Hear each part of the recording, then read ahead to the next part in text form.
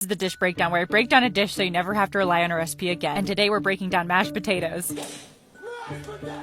When making mashed potatoes, you'll want to make sure you choose your potatoes wisely. You can use any potato variety that's low to moderate moisture. However, due to their buttery golden flesh, Yukon Golds generally make for the best mashed potatoes. Now when it comes to prepping your potatoes, it's totally your option to keep the skin on or off, but if you don't want skin in your mashed potatoes, here are your options. If you plan on cooking your potatoes whole, wait until after they're done cooking to peel them. Or if you want to cut down the cook time, peel your potatoes before cooking them, and then dice them into uniform cubes. And you'll want to make sure that they're uniform to ensure that they cook evenly. Now when it comes to cooking your potatoes, place them in a pot of cold water, heavily salt that cold water, and then place them on the stove to boil. Now when it comes to making mashed potatoes, you'll need to add some sort of fat and some sort of liquid. And although milk is probably the most common liquid, you could definitely use heavy cream, stock, or some sort of broth. And if you want to add additional flavors to your mashed potatoes, you can infuse your liquid with something fun, or you can add it at the end. You'll know your potatoes are ready to be strained as soon as your fork can go through them like room temperature butter. And once they're strained, mash them up. For the smoothest mashed potatoes, use a potato ricer or food mill. And for coarser mashed potatoes, use a potato masher. Now if you plan on infusing your liquid, make sure to strain it before adding it to your mashed potatoes. And then when it comes to finishing up those mashed potatoes, make sure to add your fat first. The amount of fat and liquid that you add is totally up to you. Just know you can always add more, but you can't take it back. I like to add a little bit of liquid at a time and then mix it up until I get my desired consistency. And then once all that liquid is added, I season with salt to taste. And when it comes to seasoning, if your potatoes aren't quite tasting right, they probably need more salt. And then to serve, you can leave them as is, or you can top them with something fun. I top mine with a knob of butter, some flaky salt, and a little bit of pepper.